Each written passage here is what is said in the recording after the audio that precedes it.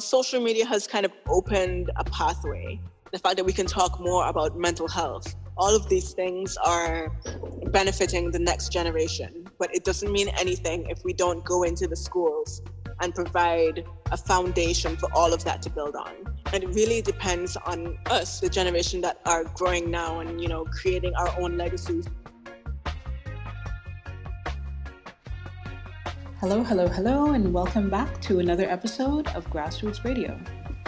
I'm your host, Unique Bird, and this week my guest is Rosalie Richards for part 2 of our series on sexual health, education, and culture. Rosalie is an Antiguan, an entrepreneur, a digital marketer, living and working in the British Virgin Islands. As someone whose professional life is focused on the online world and social media, Rosalie has had a very unique vantage point from which to comment on the way that technology is influencing our sexuality, especially for the younger generation coming up behind us who will have no experience of the world before or without these technologies. Next week, we will have our final interview in the Sexual Health, Education, and Culture series featuring Zoe Teague. Zoe will be giving us a legal perspective on how the laws of our country can also help to shape our sexuality and sexual behavior. Last but certainly not least, I would like to give a big thank you and much love and appreciation to everyone who participated in our National Youth Survey. We have closed the submissions as of February 29th. Completing the survey has been a major milestone accomplishment for our organization, and we are very much looking forward to sharing the findings of the survey with all of you. So thank you once again. And please continue to support us. Make sure you're subscribed to this podcast. Make sure you're following the new Grassroots on Instagram, Facebook, and Twitter. We are at Grassroots ANU, and that's all you gotta do. And now here's Rosalie Richards to tell you who she is. My name is Rosalie Richards. I'm originally from Antigua, but I'm currently living in the British Virgin Islands.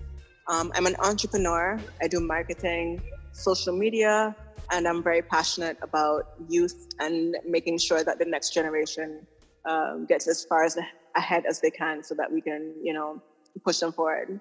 So that's me. Which island are you primarily based in, or do you bounce around? I'm here in Tortola. I live on Tortola. I have most of my clients here on Tortola, but I'm hoping to expand to Virgin Gorda and Yas Van Dyke, which are 2 other main islands. My primary purpose is helping brands and businesses tell their story through social media. I originally started as a photographer. I kind of fell into social media straight out of university, and I found my sweet spot. And from there, I've been learning the techniques, and the science behind social media to help small businesses and brands in the Caribbean boost their way, I guess, through this wall of misinformation so that they can be on a level where they can actually compete with everybody else. And what is your educational background? I went to Antigua State College for 2 years. And then I left in 2012 and moved to Barbados. I was living in Barbados for 7 years, and 3 of those years I went to UE. I studied accounting and economics, amazingly. Wow. Amazing. I don't even know how that happened. Don't even ask me how that happened. When your parents are like, you need to study something with substance. Yes. Yeah, that was about it. So much for that. Yeah, I know. So I studied it, and then as I was coming out of university, I was approached by a friend, kind of a colleague, and she asked me, what are you doing this summer? I said, nothing much. She said, okay, I'll offer you an internship to run some marketing for my company. I like your Instagram page. I think it's doing well. I think you have a talent for this. Come and work for me. So I did. And from there, it kind of blossomed into everything else. What makes you particularly interested in sex and the psychological aspects of that? Okay, let me start in the very basic sense of putting yourself online. I think when people decide to put themselves online, from the very beginning, there's a sense of creating an identity that might be separate from who they are, in real life. Most people who go online, feel a sense of bravery and courage, a sense of, I guess, inhibition that they might not feel in real life. Mm-hmm. And I think that kind of pushes the agenda of becoming more sexual, more open with themselves in a way that they might not be without social media. Specifically when it comes to sex, I think there's a lot of openness that wasn't there before when it comes to social media. I think people are allowed to be more expressive, are allowed to show more of themselves, are allowed to kind of use their own bodies for a source of money making. And I think that wasn't the way it was even 10 years ago before Instagram existed. What do you think about that? I think it's a really interesting observation, especially when you're pointing to the split that people have between their online identity and then the kind of who they are in real life. Absolutely. And when you think about Instagram and how focused it is on looks and yes, sexuality, like you mentioned, using their bodies and monetizing that in a way, which could be a range of different activities from just, butt shots kind of influencer all the way up straight up prostitution. Yeah, exactly. When you think of things like Snapchat, which have now OnlyFans, I don't know if you know much about OnlyFans. It's this site where you pay a Snapchatter for private snaps. They advertise themselves and kind of provide a preview of what could happen. And then once you provide, cash or a sense of monetary value, then you have access to more of their body and more of private things. And I feel like that's really kind of turned a corner of what we thought social media could be and what it really is right now. Right. So that's kind of like the cam girl experience is what it was kind of 10 years ago. And now it's evolved even beyond that. Exactly. To the point where you can provide, these snaps to individual people. Whereas, you might have to set up a certain time to be online, XYZ. Now you can just, pull down your shirt, take a snap of your boobs and send it off for $10. Yeah, you can do it from anywhere. Right? Exactly. Do it from your regular job. Just go off to the bathroom and do what you're doing. So is this something that you're seeing a lot of in your environment, like locally, or is this something that you're just kind of observing as a wider trend? What I see generally in my profession is that I see girls who are trying to find the best way to market their bodies online. It comes down to the point where they're saying, it's my personality. It's what I want to show about myself. But then when you look at the pictures that they want to show, it's all, girls in thongs at the beach, girls in bikinis. It's not really anything of substance. What they're saying, I'm providing information or, connecting with my audience online. But are you really connecting with anyone, or are you just providing your body for a source of entertainment? I think there's a disillusion between the person who's liking the picture and the person who's posting the picture. From one end, they might really feel that they're connecting with their audience. But from the audience's perspective, I really feel like they just think, this is a girl in a bikini and I'm going to press like. I don't really see it as much more depth than that. Yeah, and even on that note, I read a very interesting article in the New York Times from late 2019 that was talking about how people are now actually modifying themselves to, fit their Snapchat filters, to fit their Instagram filters, when people walk into a cosmetic surgeon's office, they pull out their phone with a picture of them with their Snapchat modified face and say, I want to look like this. They've developed these complexes around sex and attractiveness and their own personal identity to the point where they're not even connected with themselves. So how can they make a genuine sexual connection with somebody else? Yeah. So say more about what the impact of this online offline split could be for a young person trying to find their way in this world. They're just trying to navigate their own sexuality and figure themselves out. What are some of the issues that they are facing? I'm personally talking from the outside looking in. I know that I'm not a teenager right now. I'm, 25, 26 years old. I really don't understand what it's like to be 16 years old and to be going through these things. I'm very, very happy that we as a generation perhaps only experienced Facebook, which was bad enough, and Instagram, in the later years. But I know kids growing up right now who are using phones and iPods from the age of, 3, 4, 5, from the time that they can pick up something and swipe. They're able to be online and see these things. When it comes to being a teenager and developing a sense of sexual identity, I think it can be difficult to separate yourself from the likes. I've noticed over the years that I see younger women especially. I'm not sure how much it actually affects guys. I think they kind of do more of the scrolling and the liking.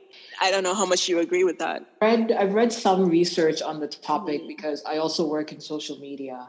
It has actually been proven that young women are more negatively affected by social media because we are more focused on reputation. So yes, that's true. I remember being like a teenage girl and everything was about the gossip and who was this and who was that. So because we're naturally wired that way, having this externalized kind of ranking system affects us more as females than it does men or young boys.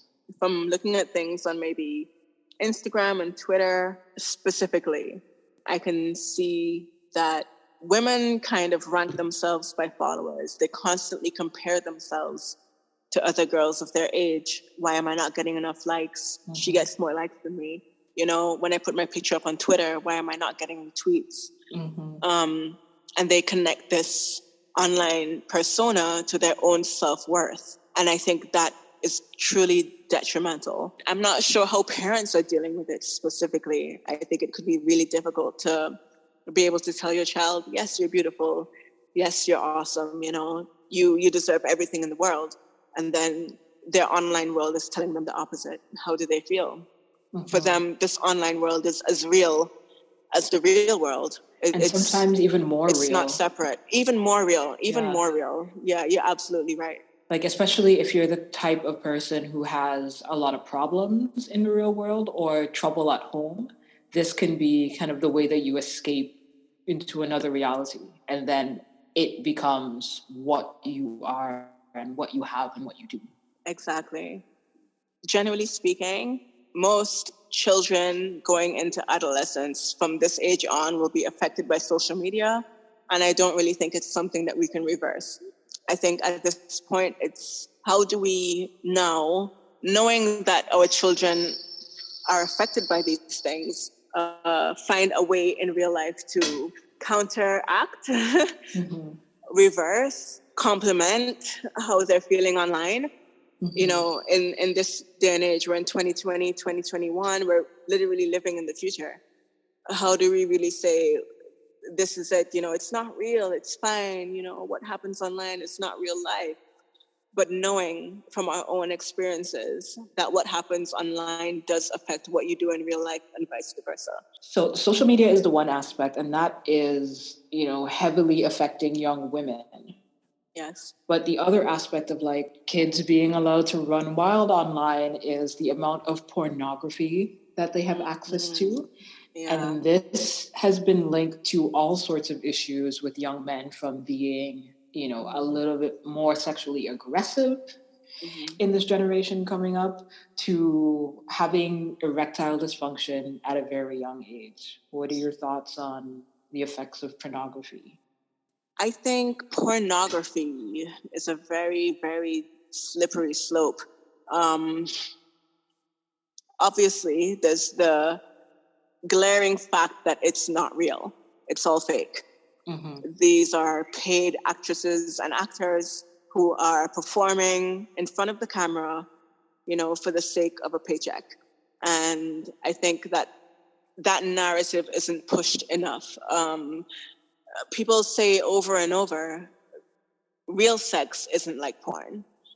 And yet you have thousands, millions, even billions of men going online and consuming porn day by day, and then going out into the world and expecting similar experiences. Mm-hmm. And I think it's detrimental to everyone. I don't think it's good at all. Of course, everything in moderation, but we have even sites now where people are trying to rid themselves of this addiction. It's been scientifically logged as an addiction, pornography as an addiction in real life. Yeah, I think there's a definite link between aggression in males and what they see online. I would say that most men approach sexual situations based on what they've consumed. And I think that it's having a negative effect on sex on a worldwide scale, man. I really think that people don't understand that porn, not only in itself, but the things that go into it, sex trafficking, women who are pressured under duress, people who are participating in porn scenes themselves and cannot even say, look, you need to stop, and those things are, those actions and those aggressive behaviors are what people absorb and think, well, this is what sex is supposed to look like. And this is how sex is supposed to feel. This is how a woman reacts if she's having a good time, Mm-hmm. This is what we see, and it's just like TV. It's just like TV. I want to be that person. I want to see this thing. I want to be like that YouTube person. But somehow we think that porn is separate from that, and it's really not. Yeah. I think we think of it as separate because it's a more taboo topic, and it's not something that people are openly discussing with each other. Exactly. Like, these conversations very rarely happen. And I think that could actually, I don't know, have you ever watched porn with a partner? With a partner? No. Do you think that would open up your experiences, what you like, what you don't, your preferences? Do you think it would be beneficial for you and a partner to watch porn together, or do you feel like it would cause detriment to your own relationship? I'm flipping through my memory now, right? Because I've had the request before. Request. And I've always just kind of been like, no. Somehow, for me, porn viewing is a very private activity. Mm-hmm. I don't think I'm self-conscious about what it might mean for my sex life, but I would just prefer to discuss with my partner things that we're thinking about doing, rather than have them kind of show me a video. Like, I've exchanged like GIFs and stuff with people, but not actually sit down and watch something. That's interesting. So you feel like a visual representation of what you like is not as clear as, saying, well, honey, this is what I like. Do you think that me and you can do that together? And if they say, well, show me what you like, you'd be like, no, we can do it together. Whatever we do together will be it. Yeah. See, the thing, the request hasn't ever really come in that context. It's usually something like, hey, I like this kind of porn. Will you watch it with me? I want to do other things. But yeah, I believe I would be open in that context if someone was like, oh, can you describe to me what you like? And I'm telling them, and maybe they're not getting it, and they go, can you show me? Yeah. I would be down with that. But the whole, hey, let's just watch this because I like it, and can we watch this while we're having sex? I'm like, yeah, maybe. I don't think I would be interested in watching porn while having sex. I don't really see that being of any interest to me. I don't necessarily see watching porn together as a recreational couple activity. I definitely see it. That's a good way to put it. I see it more as a personal thing. I definitely think it's a personal thing. People say all the time, yeah, I watch porn with my partner. Yeah, I show him what I like, blah, blah, blah. But the truth is, when your partner's not there, what you watch might not be the same thing you do when you're, having sex with your own partner. For sure. And is that because you're worried or embarrassed or guilty about what you're watching? Or is it just because you enjoy just watching that thing, but you might not enjoy doing it in person? You know, I think sex and sexual interest is a lot more complicated than we make it seem.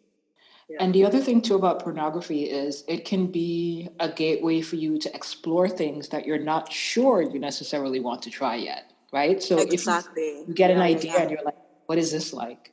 And you watch it and you're like, well, maybe I want to try that someday, and maybe seeing it is enough.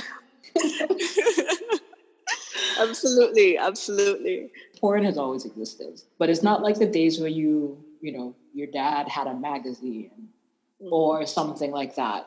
We now have these algorithms that are designed to keep you on the site as long as possible by feeding things that are either more of the same of what you already liked, or it keeps ramping up the extremity of the content so that there is this shock value in addition to like the sexual drive, which is what makes it so addictive. Yeah, I definitely think we're kind of trapped in a cycle right now where the providers, the industry providers, know that we're coming and visiting their sites for certain reasons, and then they can then turn those own interests against us to keep us coming back and coming back. Like I said before, porn is absolutely an addiction. And if you're seeing everything that you like, why wouldn't you come back, you know? There's no reason not to come back if you're being fed options, opportunities, and freebies convincing you that this is the place that you need to be every night at 11 o'clock when your parents are sleeping.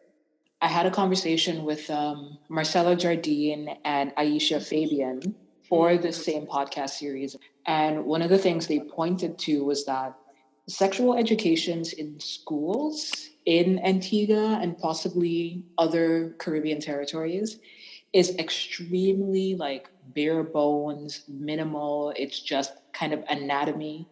And our kids aren't really being taught about the aspect of intimacy and connection and communication, or even basic things like consent.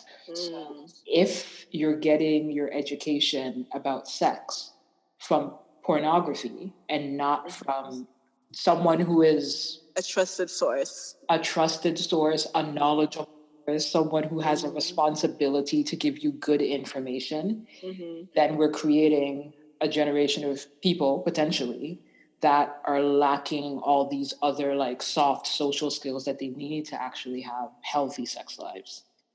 I absolutely agree. I don't know if you know about this law in Antigua that allows the husband to have sex with their wife, no matter the circumstance. Right, you can't rape your wife. Yeah, basically allowing you to rape your wife legally. That's absolutely insane.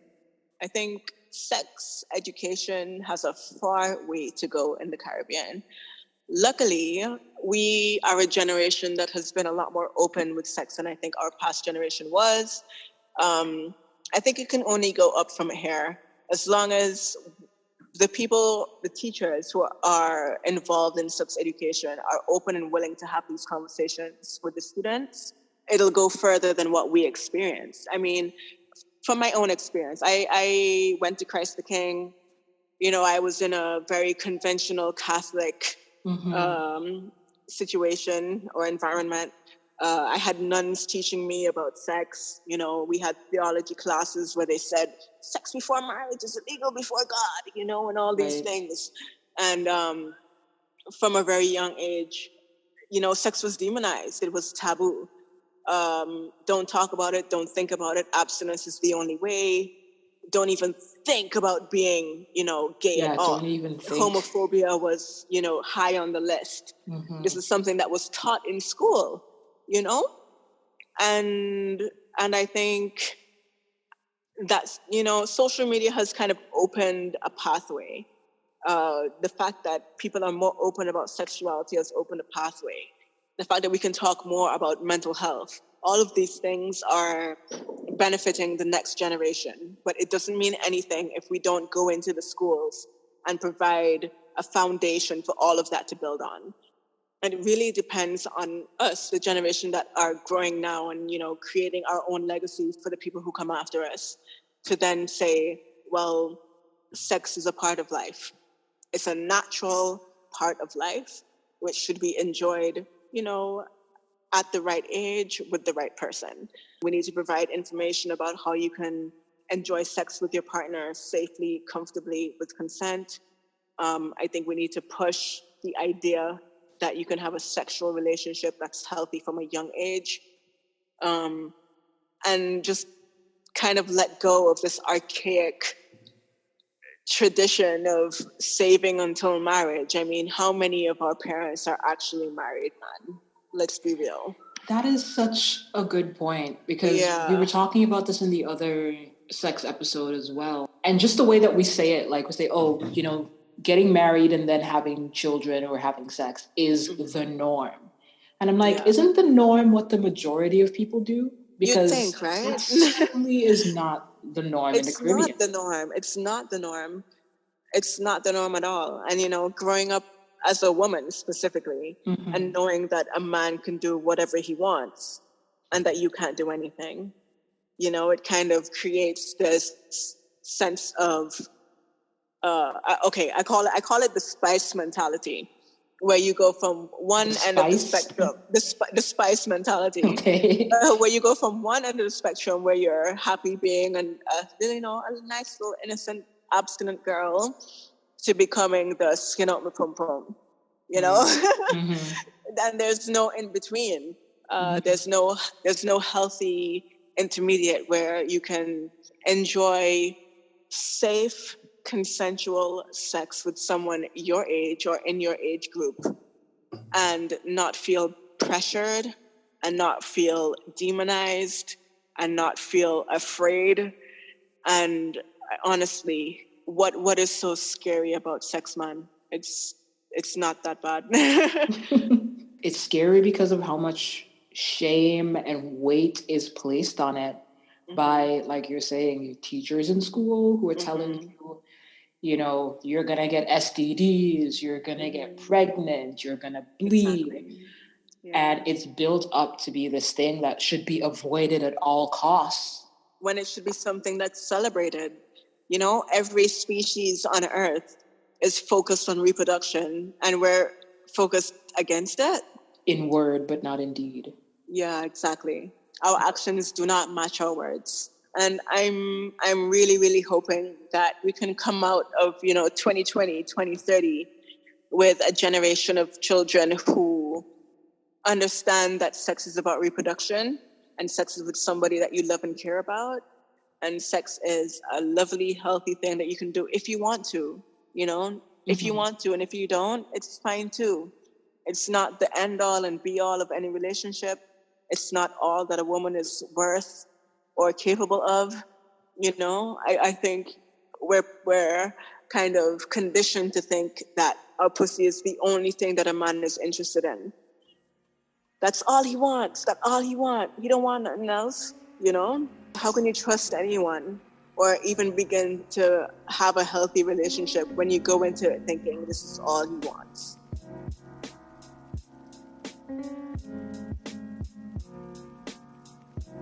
So this question just kind of popped into my head, and you don't have to answer it if you don't feel comfortable.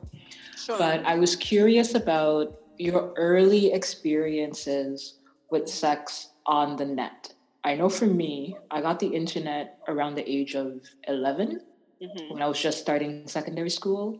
And the big thing at the time was kind of these AOL chat rooms. And you would go in there and find people that have these little sexy chats, what they call it, cybering at the time. Yeah, I was just curious to know if you had any of those kinds of experiences. What was the platform? Absolutely, I definitely did. I remember my first sexual experience online was looking up. I just typed something into my search bar, and one of my older cousins had been over a week before or 2 weeks before. And I guess we'd gone on a porn site, and I don't know back then if it was incognito, didn't exist or whatever. Oh, so it didn't. I was like, what? Black girls online? I remember clicking it, and I just saw enormous butts and pussies everywhere. I was like, oh my God! I closed it off as soon as I could, but, it opened the floodgates. I even remember being on MSN Messenger and talking to, guys from grammar school and guys from St. Joseph Academy, people I didn't even know at all, complete strangers on the internet. And definitely there was some things I probably shouldn't have been reading or saying online at the time. And, my parents had no idea what I was doing. That was the honest truth. They thought I was talking with friends. They thought I was, playing games online. And the truth was absolutely on the other end of the spectrum. And I can't imagine what it must be like now with kids who are 3 and 4 who can unlock their parents' iPods and iPhones and iPads and do whatever they want because they know exactly what to do. Yeah, the lack of parental control. And the young people know more about the technology and are more comfortable using it than the parents. So the idea that the parents are going to somehow be able to stop them or control them is or even know what's going on. They have no clue. Imagine us at that age and our parents. Now imagine us as parents and the generation coming after us. It's just, it's unfathomable. Yeah. The other thing too is, I remember like being online at the age of 11, lying about how old I was, and talking to people who were very inappropriately much, much older. Oh yeah. And again, your parents have no clue. And this is how trafficking Do you remember ASL? Oh yeah. Age, sex, location. Age, sex, location. That was it. Yeah. Yep. Your first introduction to anybody is like, okay, ASL. Yeah. ASL. Yeah. I lied every time. Of course. Yeah. So, you think back about like, okay, what could have happened here? I'm talking to like a 40-year-old man from Florida. Yeah. I'm pretty sure he wasn't on there for conversational reasons. No. Yeah. I mean, it's always hindsight is 20/20. I think the real push going forward is going to be making sure that kids know both online and offline how to protect themselves. It can't be about sanctioning them. It can't be about trying to close them off from it. They're so ingrained in this that their real life and social media and the online world are linked inextricably. We can't separate it.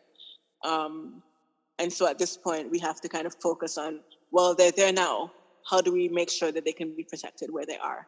How do we know that they're, supplied with the knowledge and the ability to discern right from wrong, good from bad, safe from unsafe? They need to be able to know how to navigate the world that they're living in now because nobody else is going to teach them except us. And I really think that's what we need to focus on going forward. Beautiful. And finally, for anyone who's listened to this conversation and is interested in learning more about you and keeping up with your doings, where would be the best place for them to follow you online? I think the best place to follow me would be on Twitter. I'm on Twitter at Rosa Parks the Benz. And I'm also on Instagram at Cestlavibe. That's Cestlavibe. It's French, yes. But I'm mostly active on both Instagram and Twitter. And if you guys want to engage in conversation with me or follow me online, please feel free to do so. I'm open to DMs, conversations, reply to anything. And I'm open to talking about anything. So just hit me up. Great stuff. Thank you so much, Rosalie. I really appreciate you taking the time today. And this has been an awesome little chat. Absolutely. Thank you so much for having me. Thank you for listening to this episode of Grassroots Radio. If you enjoyed the conversation, show some love and help spread the word. You can do that by subscribing on Apple, Google, YouTube, Spotify, or wherever you get your podcasts. already subscribed, consider leaving a 5-star review. It helps other people find the show. If you have an idea for someone you want to see featured or a topic you want us to cover, let us know. DM us on Facebook, Twitter, and Instagram at grassrootsanu, or email us at thenewgrassroots@gmail.com. For more about NGR, visit us at thenewgrassroots.com. Until next time, this is Grassroots Radio.